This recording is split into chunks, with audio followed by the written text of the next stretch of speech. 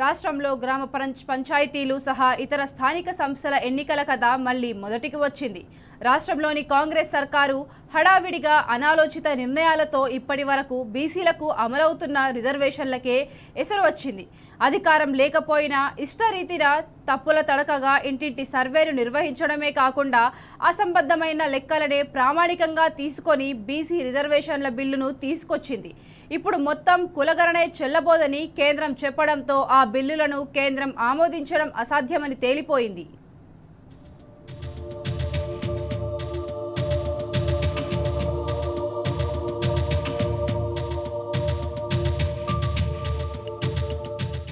కాంగ్రెస్ ప్రభుత్వ తీరుతో స్థానిక ఎన్నికల నిర్వహణ ప్రశ్నార్థకమవుతోంది.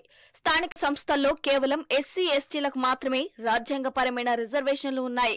బీసీలకు ఆ విధమైన రిజర్వేషన్లు లేవు. ఇప్పటి వరకు కేవలం ఆర్టికల్స్ 243(d)(6), 243(t)(6) ప్రకారం మాత్రమే రాష్ట్ర ప్రభుత్వాలు తమ ఇష్టానుసారం రిజర్వేషన్లను కల్పిస్తూ వస్తున్నాయి. గతంలో ల్యాటరీ పద్ధతిలో ల్యాండమ్ గా ఎంపిక చేసే తదితర అశాస్త్రీయమైన పద్ధతుల్లో బీసీలకు రిజర్వేషన్లను కల్పిస్తూ వస్తుండగా ప్రతిసారి వాటిపై న్యాయ వివాదాలు తలెత్తడం పరిపాటిగా మారింది. ఓబీసీలకు అమలు చేస్తున్న రిజర్వేషన్లపై కర్ణాటకకు చెందిన కె కృష్ణమూర్తి, మహారాష్ట్రకు చెందిన వికాసరావు గవాలి కేసులో సుప్రీంకోర్టు పలు స్పష్టమైన ఆదేశాలను TTT పేరిట పలు మార్గదర్శకాలను జారీ చేసింది. వాటిల్లో మొదటిది ప్రతి స్థానిక సంస్థల్లో ఓబీసీ రిజర్వేషన్ల అమలు ఫలితాలపై అధ్యయనం చేసేందుకు పూర్తి స్థాయి రాజ్యాంగబద్ధమైన డెడికేటెడ్ కమిషన్ను ఏర్పాటు చేయాలి. రెండవది జనాభా నిష్పత్తికి అనుగుణంగా రిజర్వేషన్లను స్థిరీకరించాలి. మూడవది రిజర్వేషన్లను కూడా ఎస్సీ ఎస్టీ ఓబీసీ కలిపి మొత్తంగా 50% మించవద్దు. వాటినే TTT అంటారు.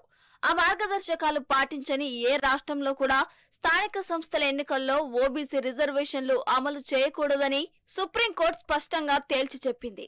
ఆ నిబంధనలను పాటించని గుజరాత్, మహారాష్ట్రతో పాటు వివిధ రాష్ట్రాల్లో స్థానిక ఎన్నికలను కూడా దేశ అత్యున్నత న్యాయస్థానం రద్దు చేసింది.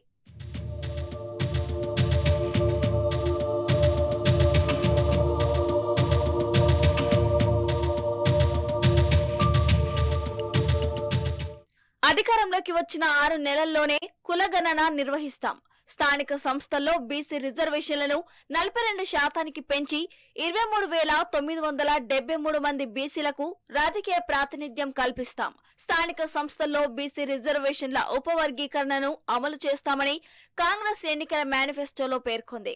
కులగణన చేసే అధికారం రాష్ట్రానికి లేదని తెలిసినా కేవలం ఓట్ల కోసమే హామీ ఇచ్చింది.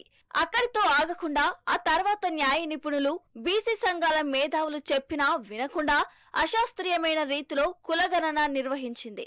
క్షేత్రస్థాయి వాస్తవ పరిస్థితులకు భిన్నంగా స్థూలంగా గణాంకాలను ప్రకటించింది. కులాలు, ఉపకులాల వారిగా లెక్కలను వెల్లడించలేదు. ఇప్పటి వరకు సర్వే నివేదికనే బహిర్గతం చేయలేదు. ఆ అసంబద్ధమైన గణాంకాలనే డెడికేటెడ్ కమిషన్ కు అందజేసింది. ఆ గణాంకాలనే ప్రామాణికంగా తీసుకుని బీసీలకు స్థానిక సంస్థల్లో 42% రిజర్వేషన్లను కల్పించాలని సిఫారసు చేసింది. ఆ నివేదికను సర్కార్ బయటపెట్టలేదు. కమిషన్ నివేదిక ఆధారంగా సర్కార్ హడావిడిగా బీసీల రిజర్వేషన్ల శాతాన్ని పెంచుతూ అసెంబ్లీలో బిల్లులు ఆమోదించి కేంద్రానికి పంపింది. కానీ కేంద్రం మాత్రం తాజాగా అందుకు విరుద్ధమైన ప్రకటనను జారీ చేసింది. రాష్ట్రాల కులగణనకు సాధికారత లేదని తేల్చి చెప్పింది. అంటే ప్రస్తుతం తెలంగాణ కాంగ్రెస్ సర్కార్ పంపిన బిల్లులను కేంద్రం ఆమోదించబోదని తేలిపోయింది. వెరసి బీసీలకు 42% రిజర్వేషన్ల అమలు అందని ద్రాక్షగానే మరోసారి మిగిలిపోనుంది.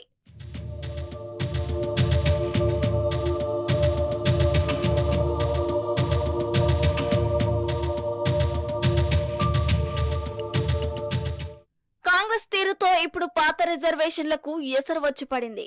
2019 జనవరిలో జరిగిన పంచాయతీ ఎన్నికల సమయంలో సుప్రీంకోర్టు ఎట్టి పరిస్థితుల్లోనూ రిజర్వేషన్లు 50% దాటవద్దని స్పష్టం చేసింది. ఆ మేరకు బీసీలకు 22.79%, ఎస్సీలకు 20.53%, ఎస్టీలకు 6.68% ప్రకారం ఎన్నికలు నిర్వహించారు. ప్రస్తుతం ఆ రిజర్వేషన్లను అమలు చేసేందుకు అవకాశం ఉంది. కానీ ఈ పాత రిజర్వేషన్లను అమలు చేయాలన్నా ఆ మేరకు డెడికేటెడ్ కమిషన్ సిఫారసులు తప్పనిసరి. లేదంటే మొత్తంగా బీసీలకు గతంలో అమలు చేసిన 22.79% బీసీ రిజర్వేషన్ సీట్లు కూడా జనరల్ స్థానాలుగానే మారే ప్రమాదం ఉంది.